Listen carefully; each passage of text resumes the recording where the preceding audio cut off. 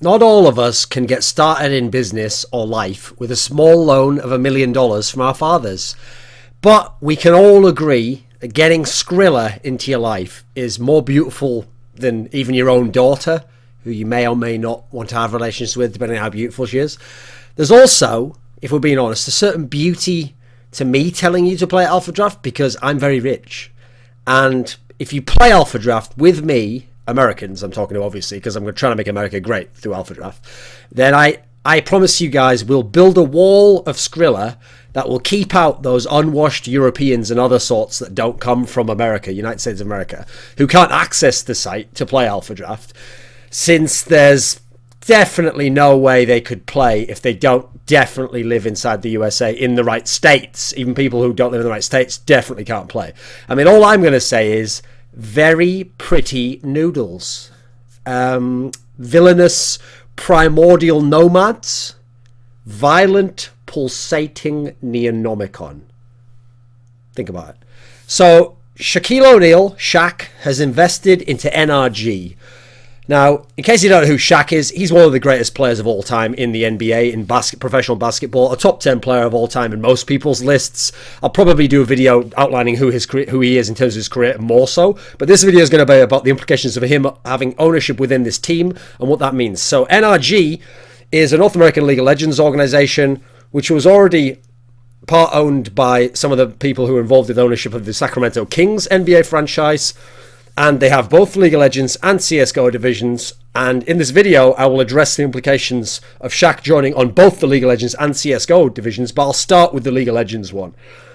So in terms of League of Legends, NRG's team in the LCS split for this year finished in 5th place in the regular split, and they will be playing against Team Liquid in the first round of the playoffs. They have a couple of high-profile players in GBM, who was one of the best mid laners in the world last year, playing for Jin Air, Green Wings.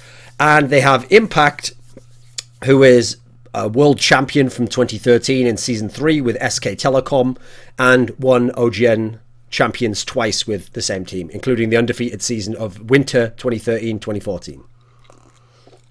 So the news came out around the 17th of March that Shaq was investing into the NRG side organization, along with Alex Rodriguez, famous New York Yankees baseball player, but I don't know much about baseball, so I'm not going to go into that aspect. And I think the Shaq aspect's a lot more interesting, because Shaq's more of a public figure and has more of a cultural impact, and has directly made it known that he's involved in the team, because he made a tweet on the same day that said, "Pumped to join my new team, LOL NRG, and start tearing down turrets." I mean, not really tear him down, but I guess he's referring to when he tear down the basket. Get ready for the Shaq attack. Hashtag League of Legends. So, as I mentioned, the ownership of this team also involves the ownership of the Sacramento Kings. Now, it's interesting that they're all listed as minority partners. Now, this is the first point that I want to make, which is that it's not as though Shaq has just bought NRG. It's Shaq's team. He owns it all, lock, stock and barrel, and he decides everything, and they have to go to Shaq every time, and the players are talking to Shaq all the time and meeting Shaq all the time. That's not at all what's happened here, so don't construe that as what the case is. He's not the sole owner.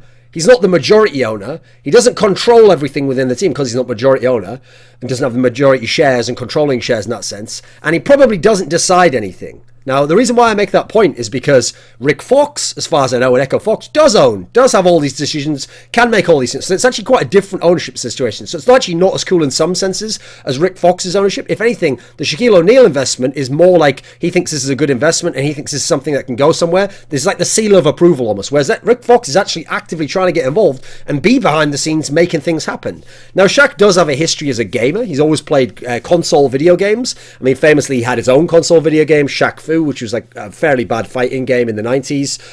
But, I mean, it's not like he thought the game was brilliant and coded it himself. He just wanted to endorse the game. And it seems like he knows a little bit about esports. I mean, when I was at the E-League, Counter-Strike Global Offensive Road to Vegas tournament in Vegas, there was a famous thing where we had a little segment on Inside the NBA where they threw to us. I had a bit of banter back and forward with Shaq, and Shaq had said before that, yeah, okay, he can sort of accept it as a sport, and he thinks, I mean, he was reasonably positive towards it, and we had the back and forth.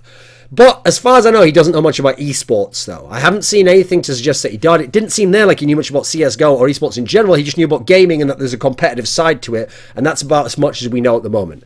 Now, the reason why I make these 2 key points initially is because people have been a bit naive. I mean, I realize some of it was just exuberance and people just imagining and letting their imaginations run wild. People suggesting stuff like, oh my God, if Shaq's involved, and he'll just go and make like a sick offer to Faker for like $2 million or $10 million to come and play for his NRG team next year, and then Faker will be on Shaq's team head to over for everyone else. Like, that's actually very unrealistic. Not even fairly, very unrealistic. I looked it up online. Shaq's net worth, as it's listed online, is $350 million because he got a lot of money for salary over the years. He invested a lot of it quite shrewdly. He has a number of businesses, so he has a net worth $350 million. Now, if you know anything about how people who are smart at having their money are invested, they don't go and invest massive amounts of it into small pet projects that are potentially going to fail and won't have a long-term goal. Like, for example, if you pay Faker $2 million or $10 million to come and join your team, you're not going to make back $10 million right now in League of Legends. You won't make that money back from the team that you got him on. So if he plays a year and you pay him the $10 million and then he goes somewhere else, you've actually just lost money doing that. It wouldn't be a smart investment. So he could do it for fun, but the scenario I'm trying to point out here is, as someone with $350 million net worth, I mean, he's not the one deciding this directly anyway, so he wouldn't be doing it anyway. He's a smaller investor within the club. But even if he was the full owner, it's very likely he would do a massive high-profile move where he spent a lot of money like that. That's more like the sort of move you'd do if you had $1 billion. Then you might waste $2 million because it might be less to you. And even so, the sort of people who get to $1 billion, the reason they get to $1 billion is they're so smart and so shrewd with their money, they don't go throwing $2 million around when they're not going to make money back. You see those people like Mark Cuban, when they go on those Shark Tank shows, they don't do it unless not only are they going to make money back now, but they've got a chance to make a lot more money in the future, and the risk is worth it for the reward, and they think their valuation's intelligent. The valuation of paying Faker $2 million would not be there for right now in terms of what you're going to get long term beyond just him winning a competition for your team, unless that could get you non-endemic sponsors, which right now it couldn't, just having Faker. So the point is to make it there. And also, by the way, despite the fact some other players have moved for massive sums of money, Faker is a bad example to give, because Faker is very Korean in the sense that he wants to stay in Korea, hasn't shown any signs that he wants to go away from Korea, that he wants to play for a non-Korean team, they wants to play with non-Koreans. It seems like winning is very important to him, so he knows to stay in Korea for the best orgs is the best chance to win Worlds, and he seems to have this very close relationship with his coach, Koma, who's been with them his whole career, and the organisation that brought him in, shaped these 2 teams around him, a 3rd team now, and has given him the chance to win. So picking Faker's not that good an example. It'd be more realistic to pick someone like, well, I guess you can't pick any SK Telecom players because they seem to have a very good relationship there. So I would say it'd be more realistic to pick someone like, let's see, who should we have? Someday, there's one for you. Maybe Prey, because he's getting towards the end of his career and one day might not be on the best team anymore. These are the sort of names I think it'd be more reasonable to expect to move over to North America if they got a big signing. Anyway, that's all irrelevant. Where I think Shaq might have implications for the League of Legends team is that I think if they can bring him in, if there was a really high profile player they were going for, where it wasn't just going to be like we can offer enough money or we've got enough opportunity, they wanted to push it over the top. I think what would be smart is if they could get Shaq involved in the recruitment. Like, even if it's just him doing a Skype call, even if it's just him sending an email to the guy, like, hey, I'd love to have you on my team, and like, I'm going to invest in this a long time. I see this getting bigger and bigger. I know you're like a top player and I'd love to. That's the sort of thing where, if done right, it might just be the tipping factor. It's not going to make someone join outright, but it might be the slight tipping factor of some cool little extra aspect that makes the player think this team's serious about him and respects him as a top player and wants to join. That's where I could see it helping. Also, on the off chance that they have a scenario like the split finals of the summer split last year being in Madison Square Gardens, if Shaq's going to attend one of these things, why not have him give some sort of speech? Like, you know, when I was in like a Game 7 scenario where I was playing a team that was better than us, if his team isn't the best at the time, you know, this is what I was thinking and this is how I played. So that's the sort of thing where you're not necessarily going to, it's not a movie, you're not going to turn around the whole result of the game, but you might add a little bit extra motivation to your team. You might be able to have someone who they can relate to on a competitive level beyond their coach who's never played and has never been in an LCS final. So that might be an interesting way to use him. It's also a good sign in terms of investing into the team that you're now getting bigger entities involved and trying to get involved on the ownership end, because now we have more than just TSM, Team Liquid, CLG, C9 who have the real money and the real infrastructure and the potential for that. Everyone else was blagging it to some degree before, or they had a rich owner and then maybe like Gravity, the rich owner would just disappear when it went wrong.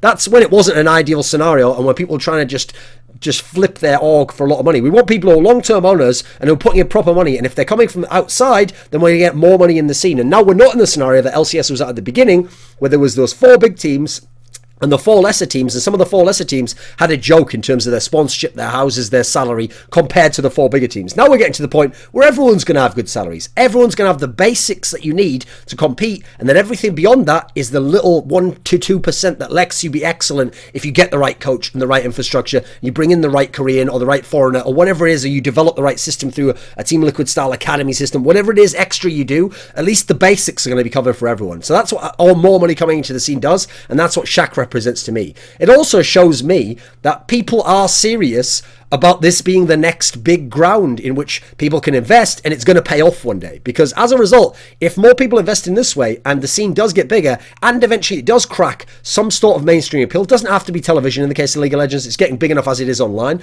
Once you crack that ground, as soon as the non-endemic sponsors get interested, and when they see someone like Shaq's investing, Alex Rodriguez, they're going to start thinking to themselves, oh, is there anything to this? That's going to get their attention. When those big companies, the Coke, Nike, Ford, when these sorts of companies get properly invested and start to do split after split in endorsements and endorsements of teams and all the rest of it, that's when the big money is going to come in, because that's when the budgets for sponsorships are going to be tenfold, and that's when shit's going to go completely crazy and everything's going to be worth more. Now, that's also, by the way, why people want in now. Because someone like Shaq, if they know about esports or hear about it and are interested, they realise when they look at it, if this is going to blow up, it's going to blow up in the next 1 to 2 to 3 years. So if I get in now, I might have to buy in for 300k. I don't know what the figure was. Let's say 300k hypothetically. If I buy in for 300k now, the reason I'm buying in now is because I think it's going to be worth $4 million, my share of it, in 3 years. In which case, great time to get in now, and I'm going to get a half-decent team now, whereas you can't get into someone like TSM at the moment, as far as we know. You can't get another squad that's going to be as high up as an NRG type team at the moment. They're all those squads that are owned already, and those guys understand their valuation is going up and up and up, and they're not going to sell even a tiny bit of equity.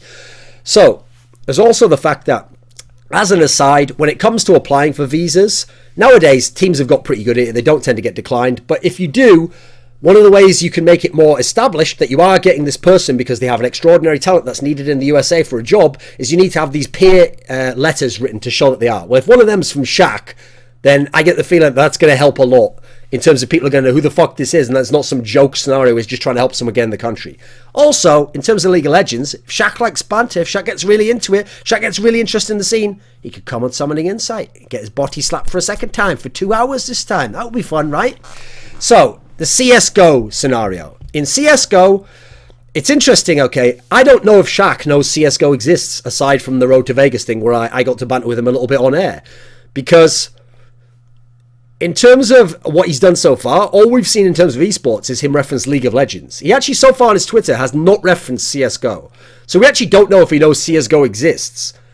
Now, the reason why that's significant is because his team, with a stand-in at the last tournament, which was last week, managed to actually have a big upset where they beat the team that are essentially the winners of the last World Championship in CSGO in a crazy upset where it was like a super close overtime game in the third deciding map. Now, if I owned a team in any respect and I was into esports and that happened on the first day or two of me owning the team, I'd probably make a tweet about it. So that's just, to me, he's not quite up to speed yet, and I don't think he knows about CSGO because it seems rather weird you wouldn't mention that. So CSGO probably not going to be a big focus of his. But what's really good about him owning a team, if you're NRG, by the way, not necessarily for everyone else, is that this makes the likelihood of his team getting an E-League spot way higher. Now, the reason why I say that is because as a team, his team is not good enough to get an E-League spot. Yes, now we know that his team played that series and got an upset. But first of all, the best player on that team isn't a member of their team. It was Tabson. It was extremely close. They got stomped on one map. Envious is slumping. All these factors. So when you were making the invites for E-League, which should have been months ago, they would not have been a team on your radar. They were not a team you should have considered. But just as with Rick Fox getting his Echo Fox team into the league, which again should not be a team considered, even Sean Gers is not in a great position in his career. He's the only big name on that in terms of current players who've been anywhere near the top in CSGO. But his team got in, I think, for the same reason E-League will take in Echo Fox and now will take in NRG, which is having these big famous NBA players, and Shaq's way more famous than Rick Fox, involved in them and therefore available for media. This is the key point. Because if you have Echo Fox in the league, With Echo Fox, you can make a featurette. Oh, why did you get involved with esports, Rick Fox? Why do you think it's legitimate? Why do you own this team? What are your expectations for the season? That featurette alone can get a lot more views than any other owner talking about his team, because it has cross-pollination aspect with the real world. It can interact with the mainstream in a way that you can't otherwise. Oh, look at this video of Rick Fox talking about his new team. Well, imagine that for Shaq. Imagine if you have featurettes about Shaq getting involved and Shaq talking some shit and saying that his team's going to do well and that they're going to do really well in the E-League and they're going to dominate like he did in the Lakers. Whatever it might be, that's a crazy feature right there, which has a lot of appeal for a television market, because people on TV know Shaq, whereas they don't know CSGO and they don't know E-League yet. So for Turner, who also does basketball shit, because they do Inside the NBA and they've been one of the best channels for basketball for a long time now, that's something they understand. That's something that people can understand from outside of esports. And thirdly, that's someone where they want to get onto their product and they want to blow up that Shaq's involved in it. So I think it makes it way more likely that NRG gets a spot in E-League. Because on paper, those two lineups don't deserve to, Echo Fox and NRG. Just right now, if we're talking about the context of there's 15 slots and we're going to invite the 15 best teams in the world, we wouldn't invite those two teams. It also, as a side quality, another reason why it's interesting is, let's say Shaq's team gets in the E-League and they have some interesting results. They mention a lot of non-basketball related stuff on Inside the NBA. I wouldn't be surprised, especially because that's a Turner show as well, if Shaq's team is in the league, if they're not going to mention every now and then what his team's doing. Oh, I heard your esports team has got an upset win the other week in the NBA, in the E-League. First of all, Inside the NBA is a huge show, so that would be a great way to get prime time interest in the E-League and reference Shaq as well. And people are going to pay more attention because Shaq's involved. And if Shaq does reference E-League or LCS on his Twitter, the guy has 11.6 million Twitter followers. As in, any tweet from Shaq will get more mainstream attention than a tweet from anyone else involved in esports. Even those massive Call of Duty guys are like a couple of million, and they're mainly all esports people. They're not people from outside esports very much, and so you're just getting the word around the esports community as it is. Shaq can get it out to millions who have nothing to do with esports and get attention in that particular way. So in that sense, he would be a massive boom for the league. So as a result, I think the biggest deal is that in CSGO, he's going to get his team an E-League spot, and I think that's probably going to work out for them and provide a basis for them and give them kind of a boost up to where they wouldn't be just on the basis of the level of the team. So there's my thoughts on Shackle joining the old NRG as a minority owner. Thing is, though, I'm just going to say, Shaq, you were an all-time great player. You won 4 championships, but you know what, mate? 5/4, much like in the case of your head. 5 head. See you, mate.